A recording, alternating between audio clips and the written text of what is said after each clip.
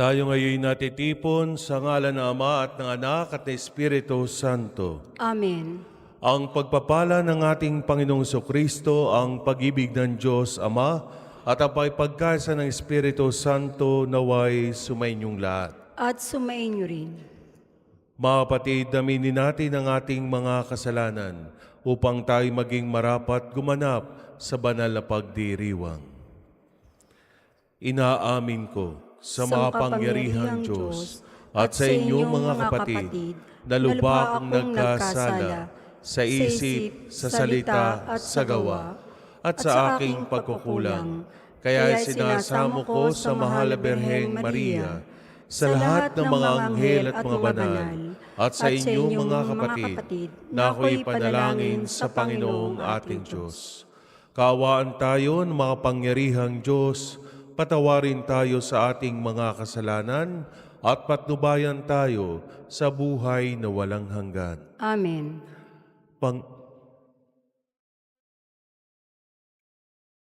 Panginoon, kaawaan mo kami. Panginoon, kaawaan mo kami. Kristo, kaawaan mo kami. Kristo, kaawaan mo kami. Panginoon, kaawaan mo kami. Panginoon, kaawaan mo kami.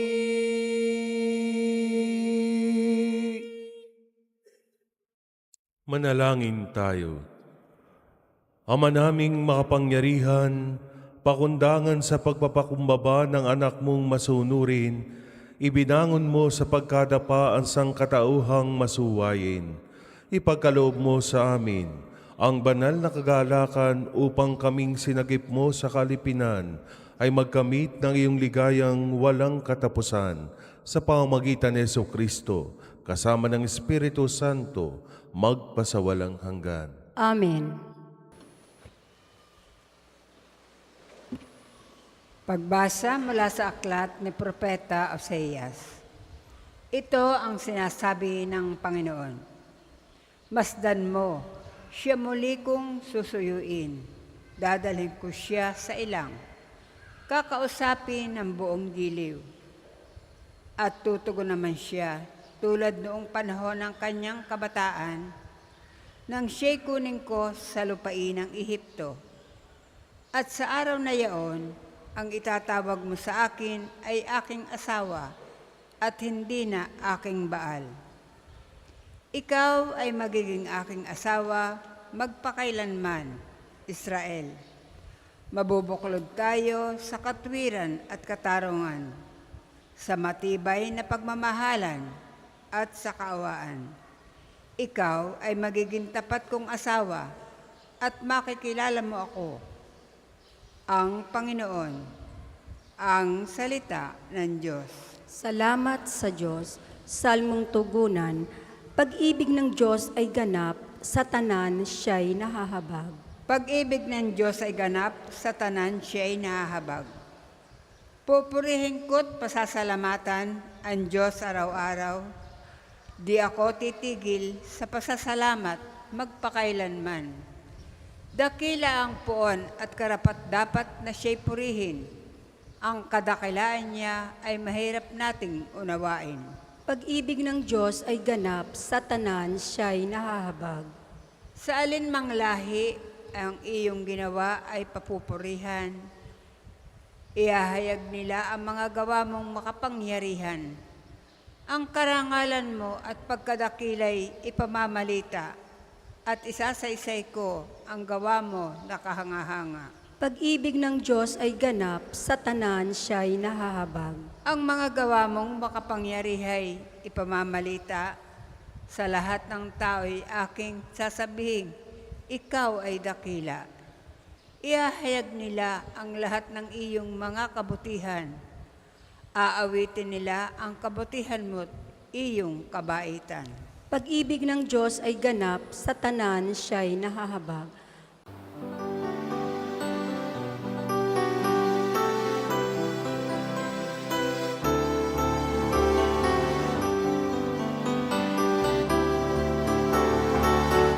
Alleluia, alleluia, alleluia.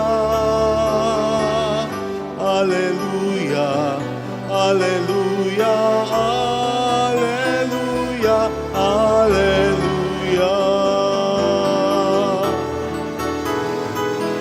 Alleluia, alleluia, alleluia. Alleluia, alleluia, alleluia, alleluia.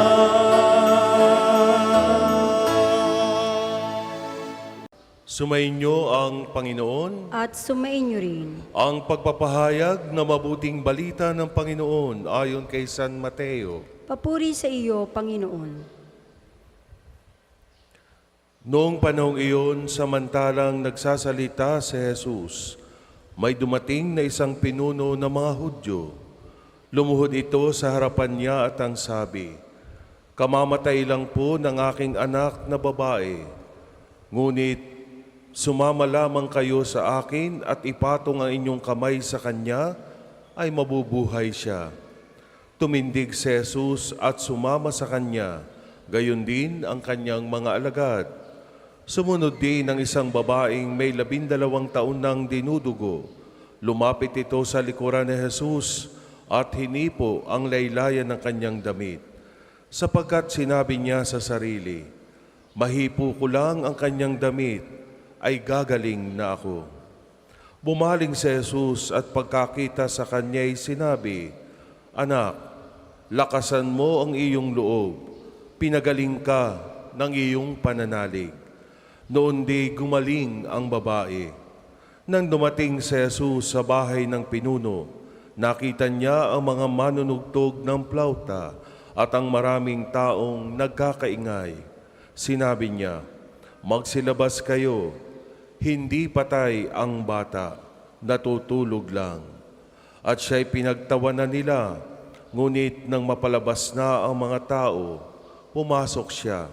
Hinawakan sa kamay ang bata at ito'y nagbangon. At ang balita tungkol sa pangyayaring ito ay kumalat sa buong lupaing yaon. Ang mabuting balita ng Panginoon. Pinupuri ka namin, Panginoong Jesucristo. Isang magandang umaga po sa nilang lahat. Happy Monday morning. Happy? Happy ba kayo? Masaya ba kayo na yung katabi nyo ay kasakasama nyo at masaya kayo dahil buhay na buhay pa sila? Hindi ba sa ating pagpunta dito sa Padre Pio, unay kasama na yung pamamasyal para sa iba.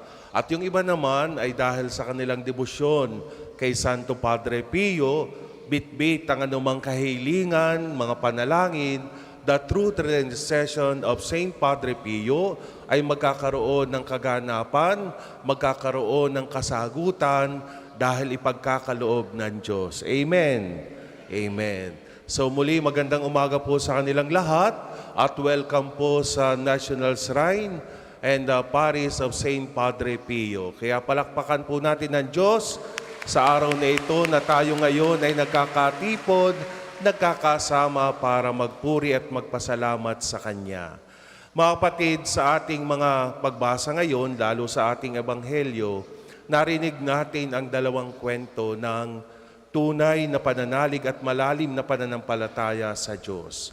At kung kayo'y tatanungin ko sa mga oras na ito, kayo ba mga kapatid, naniniwala ba kayo na mapapagaling kayo ni Jesus sa anumang kauri ng sakit o karamdaman na meron kayo?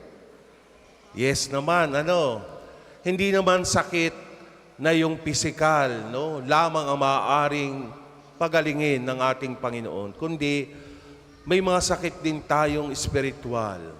May mga karamdaman din tayo sa ating mga kalooban na siguro'y tanging ang Diyos ang nakababatid at siya ring makapagpapagaling. Sa ating ebanghelyo ngayon, narinig natin kung paano ang isang babae na may pagdurugo, yung internal hemorrhage, na sa loob ng 12 taon ay walang naging solusyon, walang naging kagalingan na kahit napakarami ng doktor ang kanyang pinagpagamutan. At ito ay nangyari na habang si Jesus ay papunta doon sa bahay ng isang opisyal na mga Hudyo, ay sinabi ng babaeng ito na nagdurugo for 12 years na mahawakan lamang niya yung laylayan ng damit ni Jesus ay gagaling siya. At yun ang sinabi niya sa kanyang sarili. At nung naando na nga siya, nakipagsiksikan dahil sa maraming tao, hinawakan niya yung laylayan ng likuran ng damit ni Jesus. At ito ay isang pagpapatunay na malalim na pagpapakita ng kanyang pananampalataya. Alam niyo mga kapatid, minsan kasi dahil sa marami nating pag-aalinlangan, dahil sa marami sa ating pagdududa, yung ating pong mga hinihiling sa ating Panginoon ay hindi nakakamit, hindi nabibigyan ng katugunan, sapagkat ang marami sa atin, dasal na ng dasal, pero nag-aalinlangan na kung ito ba ay diringgin, bibigyan ng katugunan ng Diyos. Kaya minsan, kahit ang dami-dami nating oras ng ating pananalangin at pagdarasal sa Diyos, pero hindi nawawala yung mga pagdududa, ay hindi natin makamit ang kasagutan. Kasi ang marami sa atin, hinahayaan nating ang demonyo na abalahin tayo, harangin yung ating pananalangin, yung ating komunikasyon sa Diyos. Nagpapadala tayo masyado na yung ating paniniwalang ito ay nababahiran ng pagdududa. Nakita naman natin at narinig natin sa ating ebanghelyo, hindi personal na kilala ng babaeng ito na nagdurugo for 12 years ang ating Panginoong Jesus dahil nabalitaan lamang niya. At anong ipinakita niya sa atin? Yung kanyang great faith, no? Ayan, natulog na yung bata sa harap ko. Na-enjoy ba yung aking sinasabi? O gusto niyang tulugan ang aking sinasabi? Sige, enjoy ka lang, iho. Ano? At ganun yung pananampalataya na ipinakita ng babaeng ito.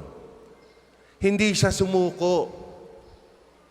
Hindi siya sumuko kahit maraming humaharang, kahit maraming tao ang maaaring maging dahilan para hindi siya makalapit kay Jesus. Andoon yung pagtsatsaga, ang hindi pagsuko na makalapit kay Jesus. Sana ganun din ang marami sa atin. Hindi natin sinusukuan kahit maraming hadlang ang maaari maging balakid kapag tayo'y lumalapit sa Diyos.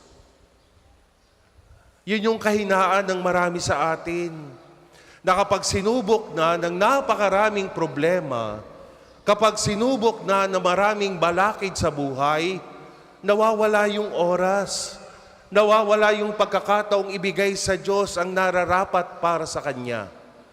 Sapagkat pinanghihinaan ng marami sa atin na tila baga wala nang marireceive o nakatugunan na kasagutan mula sa Diyos. My dear friends, alam nating gumalaw at kumilos ang Diyos sa bawat oras ng ating mga buhay. Hindi dapat natin sinusukuan. Hindi dapat tayo pinanghihinaan ng loob sapagkat alam nyo, yung pagdududa natin palagi ang siya nating ikapapahamak, sapagkat nawawalan tayo ng tiwala sa Kanya. Ay narinig naman natin ang mga kwento dito sa ating ebanghelyo ngayon, na kahit yung babae na nagdurugo for 12 years, na kahit yung anak ng opisyal ng mga Hudyo, lumapit kay Jesus, nanikluhod, na kahit dito, sinasabi sa ating ebanghelyo kay Mateo, na matay na ang kanyang anak, wala ng pag-asa. Pero kung maririnig nyo sa ibang account, no, sa ibang ebanghelista, hindi pa namatay yung anak, nag-aagaw buhay pa. Pero dito sa ipinahayag sa San Mateo, lumapit ang opisyal ng mga Hudyo kay Jesus upang buhayin muli ang kanyang anak. At ano ang sagot ng ating Panginoon? Hindi siya namatay, natutulog lamang siya. At nung mahipo ni Jesus, mahawakan ang batang ito na 12 years, yung daughter ng opisyal ng mga Hudyo, bumangon. Parang walang nangyari. At sinasabi pa nga, pinabigyan ng pagkain ni Jesus ang batang ito. Nakita nyo kung paano ang himala kapag may malalim na pananampalataya sa Diyos. Walang imposible sa Diyos, na kahit ang mga namatay na ang mga pag-asa, binibigyan muli ng bagong buhay ng pag-asa ng ating Diyos. Ang kailangan lang natin, mga kapatid, ay isang malalim na pananampalataya at pananalig sa Kanya. At batid ko na marami sa inyo na narito ngayon, umaasa sa kadakilaan ng Diyos na may pagkakamit, may pagkakaloob ang inyong mga kahilingan. Pero mind you, hayaan niyong ang kalooban at oras ng Panginoon ang siyang mangyari at matanggap ang inyong hinihiling. Ngayon, naniniwala ba kayo na sa kapangyarihan ng Diyos may kagalingan na anumang sakit at karamdaman na mayroon ng bawat isa sa inyo? Naniniwala kayo? O di ba ang iba hindi makasagot? Nagdududa pa rin ba kayo sa kapangyarihan ng Diyos? Na kahit ang mga pinaka-imposible at himala, na maaaring himala na sa paningin ng marami sa atin, ay magkakaroon ng kasagutan? Anong silbi ng ating pagsisimba? Anong silbi ng ating pagdalo sa mga misa kung hanggang ngayon questionable pa rin ang pananampalataya mo kay Jesus? Hindi sana tayo ganon. Gamitin natin ang halimbawa at ehemplo o example na mga binasa sa araw na ito. Ang malalim na pananampalataya ng isang babaeng 12 years na nagdurugo. Ang pananampalataya at pananalig ng isang opisyal na Hudyo na kahit ang namatay niyang anak na babae ay kayang buhayan at bigyan ng bagong pag-asa ng ating Panginoon. My dear friends, lagi sana tayong maniwala sa presensya at pag-alaala ng Diyos sa ating mga buhay. Araw-araw, isuko natin sa Diyos ang anumang alalahanin sa ating malalim na pananalig at pananampalataya na kasi sigurado ako, matutugunan ng Diyos ang lahat ng ito. Ang maaring iniisip na nating patay o walang buhay na pag-asa ay mabibigyan ng bagong buhay, bagong pag-asa ng ating Panginoon. Naway ang bawat isa sa atin po ay magkaroon ng isang malalim na pananampalataya kung saan ang Panginoong Diyos ay sapat na.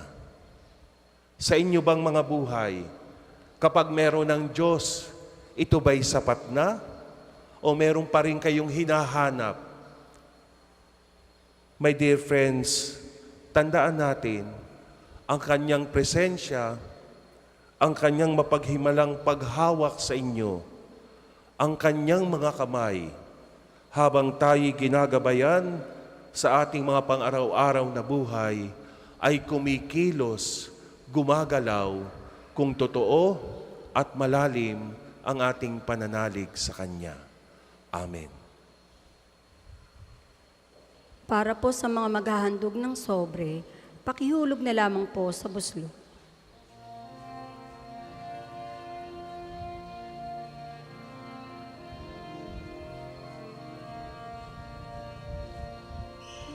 Kunin at tanggapin ang alay na ito, mga biyayang nagmula sa pagpapala mo. Tanda ng bawat puso pagkat inibig mo. Ngayon'y nananalig, nagmamahal sa'yo. Magsitayo po ang lahat.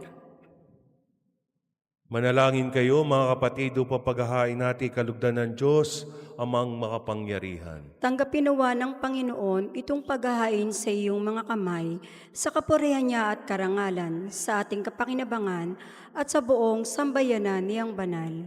Ama naming lumikha, ang paghahain namin sa iyong ngalan ay siya nawang sa amin dumalisay upang ito ay maging pagganap araw-araw ng aming paglipat sa buhay sa kalangitan. Sa pamamagitan ni Jesucristo, kasama ng Espiritu Santo, magpasawalang hanggan. Amen. Sumainyo ang Panginoon. At sumainyo rin. Itaas sa Diyos ang inyong puso at diwa. Itinaas na namin sa Panginoon. Pasalamatan natin ang Panginoong ating Diyos. Marapat na siya ay pasalamatan. Ama naming makapangyarihan, tunay ngang marapat na ikaw ay aming pasalamatan. Pinagbibigyan mong ito'y aming maihayag, kahit na ito'y walang anumang maidaragdag, sa kadakilaang sa iyo ay likas. Sa pagpupuri nami ang nakikinabang, ay kami ring iyong pinakikiharapan, sa pamamagitan ng iyong anak na minamahal. Kaya kaisa ng mga anghel na nagsisiawit ng papuri sa iyo nang walang humpay sa kalangitan, kami nagbubunyi sa iyong kadakilaan.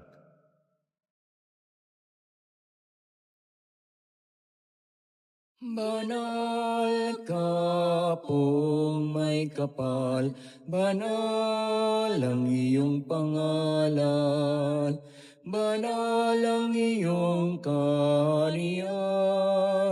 Langit lupa'y nagpupugay sa iyong kadakilan.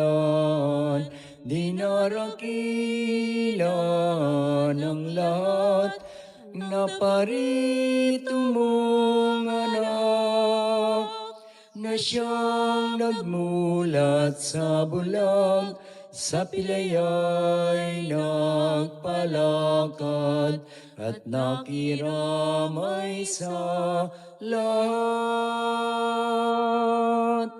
Kung hindi po kayang lumuhod, manatili pong nakatayo ng may paggalang. Ama naming banal, ikaw ang bukal ng tanang kabanalan. Kaya't sa pamamagitan ng iyong Espiritu, gawin mong banal ang mga kaloob na ito upang para sa amin maging katawan at dugo ng aming Panginoong Hesukristo. Bago niya pinagtiis ang kusang loob na maging handog, hinawakan niya ang tinapay, pinasalamatan kanya, pinagati-hati na iyon, iniabot sa kanyang mga alagad at sinabi, "Tanggapin ninyong lahat ito at kanin. Ito ang aking katawan na ihahandog para sa inyo."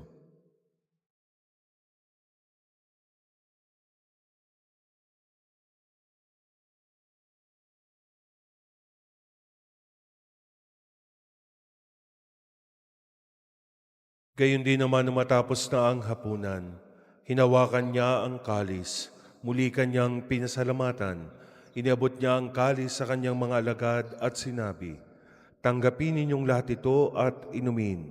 Ito ang kalis ng aking dugo, ng bago at walang hanggang tipan. Ang aking dugo na ibubuhos para sa inyo at para sa lahat, sa ikapagpapatawad ng mga kasalanan. Gawin ninyo ito sa pag-alaala sa akin."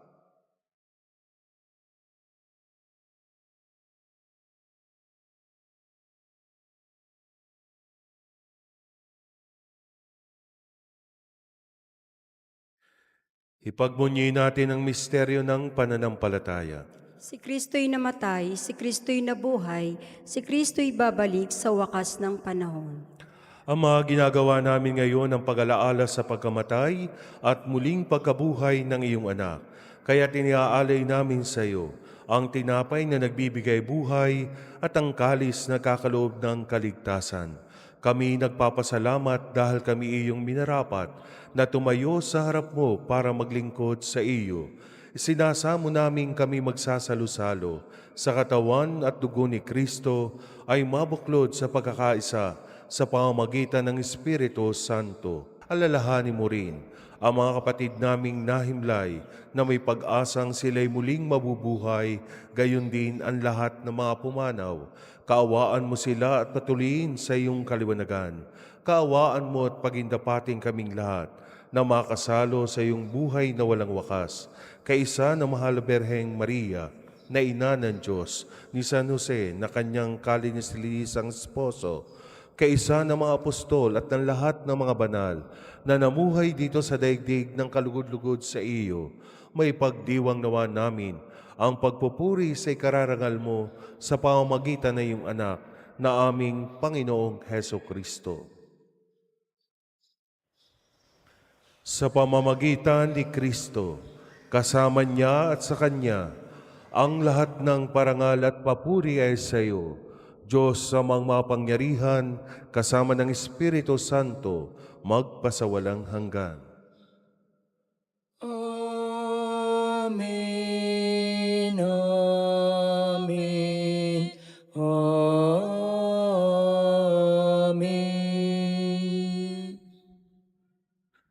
Sa tagubilid, nakagaling na utos at turo ni Jesus na Panginoon natin at Diyos, ipahayag natin ang lakas loob.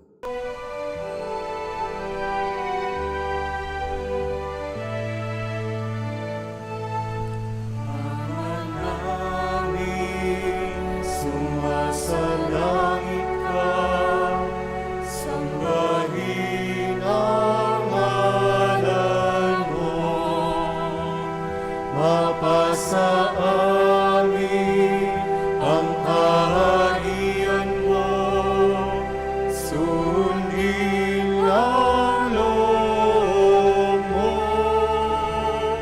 Dito sa lupa, parang sa langit, bigyan mo po kami ngayon ng aming kakanin sa araw-araw at paglawarin mo kami sa aming mga sala para na pagpapatawad namin sa nagkakasala sa amin. At huwag mo kami ipahintulot sa gusto, at iadya mo kami sa lahat ng masama.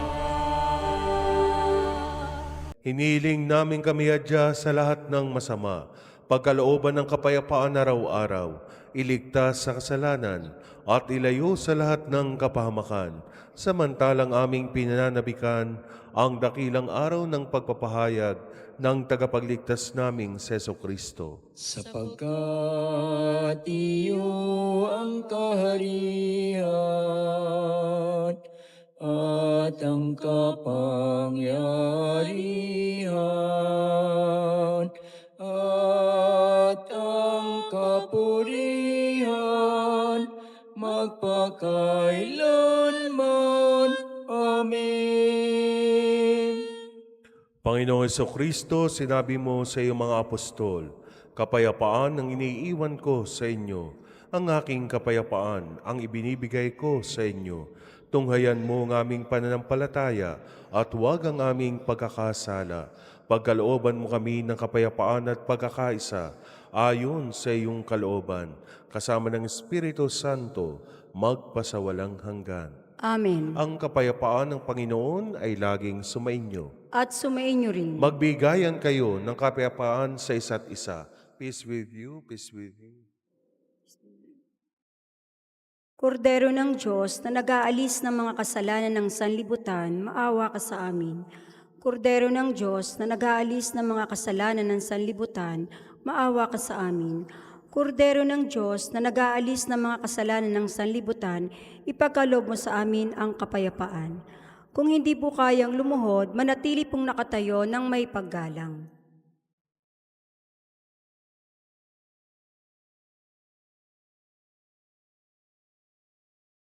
Ito si Jesus, ito ang kordero ng Diyos. Ito ang nag-aalis ng mga kasalanan ng sanlibutan. Mapalad ang mga inanyayahan sa kanyang piging.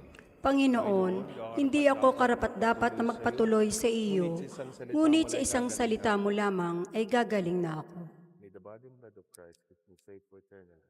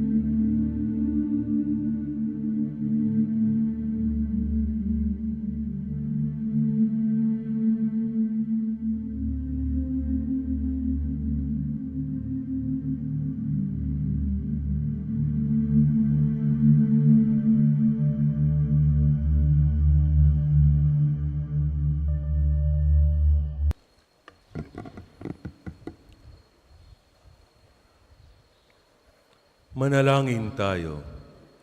Ama naming mapagmahal, kaming iyong pinapakinabang, ay loobin mong laging lumingon sa pinanggalingan nang tinanggap namin ngayon para pagsaluhan sa pamamagitan ni Jesucristo, kasama ng Espiritu Santo, magpasawalang hanggan. Amen. Sumainyo ang Panginoon At sumainyo rin. at pagpalain kayo ng makapangyarihang Diyos, Ama at Anak at Espiritu Santo. Amen. Tapos na po ang ating banal na misa. Humayo kayo sa kapayapaan ni Kristo. Salamat sa Diyos. Muli magandang umaga po. Mag-iingat po kayo sa inyong mga pag-uwi. Maraming salamat po.